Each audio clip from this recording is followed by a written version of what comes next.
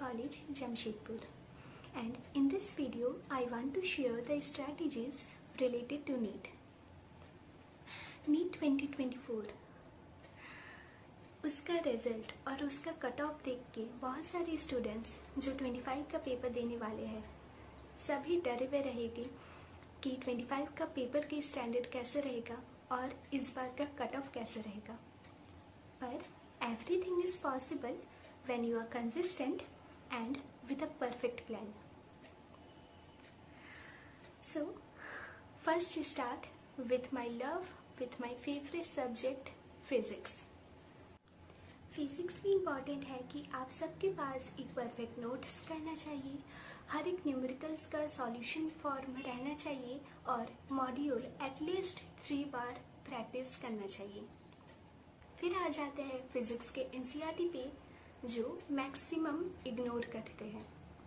Physics के NCERT पे अगर सब कुछ नहीं भी पढ़ना हो तो फिर भी समरी और पॉइंट्स टू पॉन्डर कवर करना ही है. हर एक चैप्टर का समरी एंड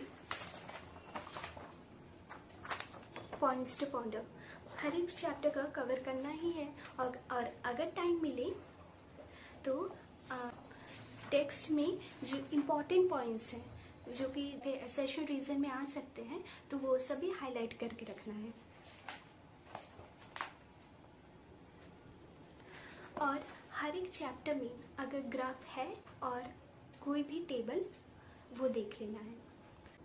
फिर आता है कि क्वेश्चन कहाँ से प्रैक्टिस करें. तो अगर कोई मॉड्यूल कर रहा है तो बस वो मॉड्यूल ही करिए, वो मोर देन सफिशिएंट है. एटलीस्ट 3 बार करना ही है.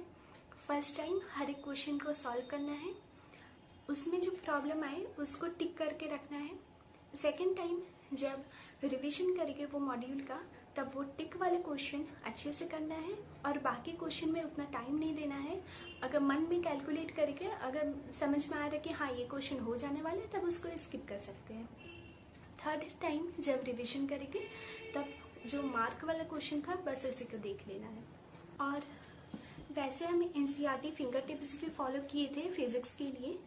इसमें हर एक क्वेश्चन तो सॉल्व नहीं किए, बस एसेशन रीजन और स्टेटमेंट बेस्ड क्वेश्चन ही सॉल्व किए थे ताकि अगर हमसे एनसीईआरटी में कुछ छूट गया हो तो इसमें कवर हो जाए. हम रिवीजन करते थे फिजिक्स का लास्ट मोमेंट पे, तब सारे चैप्टर्स सारे 11-12 के सारे चैप्टर्स मिला के हमको 1.5 आवर का भी टाइम नहीं लगता था रिवीजन करने में. और ये सब नोट्स से पॉसिबल नहीं होता क्योंकि नोट्स में सब कुछ लिखा हुआ रहता है. ये सब पॉसिबल हुआ ऐसे शॉर्ट नोट्स से. और नीट में ये मेरा चैलेंज है कि मेरे शॉर्ट नोट्स से एक भी क्वेश्चन बाहर से नहीं आया. सब क्वेश्चन जो आया था वो मेरे शॉर्ट नोट्स में प्रेजेंट था. अब शॉर्ट नोट्स बनाना कैसे है, तो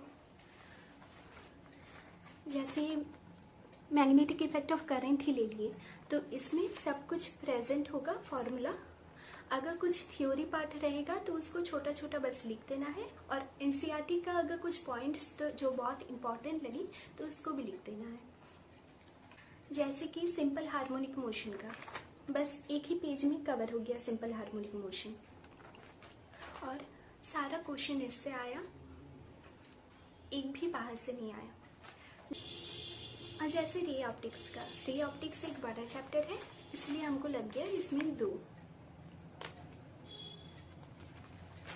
और ऐसे बहुत सारे शॉर्ट नोट्स मेरे पास है, हर एक चैप्टर के हैं जो कि हम लास्ट मोमेंट में डेली रिवाइज करते थे. तो डेली रिवाइज करने के चक्कर में फिजिक्स मेरा बहुत बार रिवाइज हो गया. ये है बायो को लेके. बायो में बस एनसीईआरटी ही सफिशिएंट है. एनसीईआरटी का डायग्राम्स और जो भी डेटा है सब कुछ अच्छे से याद रखना है. अब आप लोग ऐसे सोचेंगे कि बायो में फिर शॉर्ट नोट्स कैसे बनाएं. तो उसमें शॉर्ट नोट्स बनाने का ऐसा तरीका है कि जो डेटा है डेटा वो सब लिख के रखना है. जैसे ये सर्कुलेटरी सिस्टम का इतना छोटा सा है ओनली डेटा, और ये एनिमल किंगडम का ऐसा प्रिंट आउट है.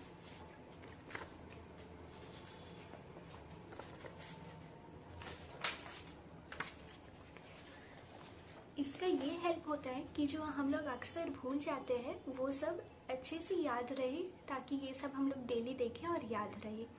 और एनिमल किंगडम में ये सब प्रिंट आउट रहने की वजह से और फिर हम एनसीईआरटी देखे नहीं थे, बस इसी से हो गया था मेरा कवर। अब बायो में क्वेश्चन प्रैक्टिस कहाँ से करें? तो क्वेश्चन प्रैक्टिस खुद का क्वेश्चंस बनाओ। एनसीईआरटी जब एक पैराग्राफ तुम लोग पढ़ो तो फिर उस पैराग्राफ से रिलेटेड जैसा भी जितना भी क्वेश्चन बन पाए वैसा बनाओ। टाइम कंज्यूमिंग है पर इफेक्टिव ज़रूर है। और इसमें भी हम एनसीईआरटी फिंगर टिप्स ही फॉलो किए थे, जिसमें फिर से एसेशन रीजन और स्टेटमेंट बेस्ड क्वेश्चन ही बस प्रैक्टिस किए। मॉड्यूल्स भी किए थे पर उतना भी नहीं, बस प्रीवियस ईयर्स का कर चुके थे और खुद से ही क्वेश्चन बनाते थे। एनसीईआरटी जब तुम रीड करोगे तब कैसे समझ आएगा कि एनसीईआरटी, हाँ मेरा बायो का एनसीईआरटी अच्छे से कवर है। जैसे तुम एक लाइन पढ़े, for example, animals that have had their DNA manipulated to possess and express an extra foreign gene are known as transgenic animals। तो ये लाइन पढ़ने के बाद जो नेक्स्ट लाइन है वो तुमको ऑटोमेटिकली याद आ जाना चाहिए कि हाँ ये लाइन के बाद ये लाइन है, और जब तुम देखो बुक में तो ये समझ में आए कि हाँ यही लाइन तो प्रेजेंट है, तब तुमको ये पता चलेगा कि तुम्हारे एनसीईआरटी अच्छे से कवर हो चुका है। बायो में भी जितना पॉसिबल हो शॉर्ट नोट्स को अपने टच पे रखो, ताकि लास्ट मोमेंट रिवीजन पे शॉर्ट नोट्स बहुत काम आए। कुछ ऐसे ट्रिक भी तुम लिख सकते हो,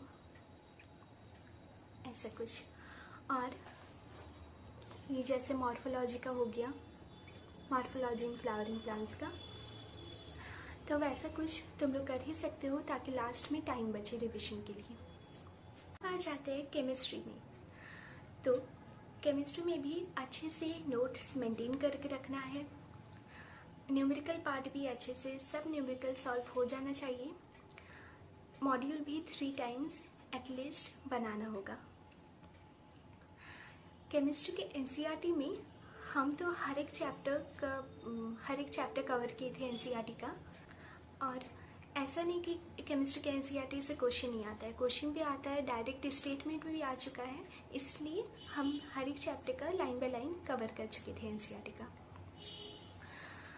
और अगर केमिस्ट्री के शॉर्ट नोट्स के बारे में बोलें तो केमिस्ट्री के शॉर्ट नोट्स भी उसी तरह बना सकते हैं जैसे कि फिजिक्स का बनाए थे। केमिकल इक्विलिब्रियम जैसे एक पेज में कवर हो गया था मेरा। और नीट 2024 में भी केमिस्ट्री में मेरे शॉर्ट नोट्स के बाहर एक भी क्वेश्चन नहीं आया था। जब इतना मेहनत से कोई शॉर्ट नोट्स बनाए और उसके बाहर एक भी क्वेश्चन ना आए तो बहुत अच्छा लगता है। फिर अगर ऑर्गेनिक की बात करें तो ऑर्गेनिक में नेम बहुत इंपॉर्टेंट हो जाता है कंपाउंड्स का। तो हर एक चैप्टर में जो भी नाम था कंपाउंड्स का वो हम एक पेज में लिख चुके थे। और ये वाला डेली जब मेरे स्टार्टिंग था तब एक ये लाइन एक दिन याद की, दूसरे दिन ये सेकंड लाइन याद करी, उसके साथ फर्स्ट लाइन का रिवीजन की, तो वैसा करके पूरा सब याद हो गया। फिर जैसे ये आ गया कोऑर्डिनेशन का, कोऑर्डिनेशन थोड़ा बड़ा चैप्टर है इसलिए 2 पेज लग गया। तो ऐसे शॉर्ट नोट्स रहने से ये फ़ायदा होगा कि लास्ट मोमेंट पे बहुत जल्दी रिवीजन हो सकता है, और वैसा ही मेरा 1 आवर में पूरा केमिस्ट्री का रिवीजन हो जाता था लास्ट में। तो इससे क्या फ़ायदा होता है कि हम लोग रिवीजन पे कम टाइम दें और क्वेश्चन प्रैक्टिस पे ज़्यादा टाइम दें। और केमिस्ट्री के लिए भी हम एनसीईआरटी फिंगर टिप्स ही फॉलो किए थे, उसमें भी बस एसेशन रीजन और स्टेटमेंट बेस्ड क्वेश्चन ही प्रैक्टिस किए थे। सो ऐसा रहा मेरा प्रिपरेशन का फेज़। और इस बार तो हम प्रिपरेशन अक्टूबर में स्टार्ट किए थे। अक्टूबर, नवंबर, दिसंबर, जनवरी, ये 4 महीने में मेरा सारा कवर हो चुका था। फिर फरवरी, मार्च, अप्रैल तक ये शॉर्ट नोट से रिवीजन चला और फिर क्वेश्चन प्रैक्टिस भी चला। सो ये सारे शॉर्ट नोट्स, इतने सारे शॉर्ट नोट्स से फाइनली सिलेक्शन पॉसिबल हुआ। आप सबको भी ऑल द बेस्ट। ये नीट 2025 आप लोग भी क्रैक कीजिए और ऐसे ही स्ट्रैटेजी शेयर करते रहिए।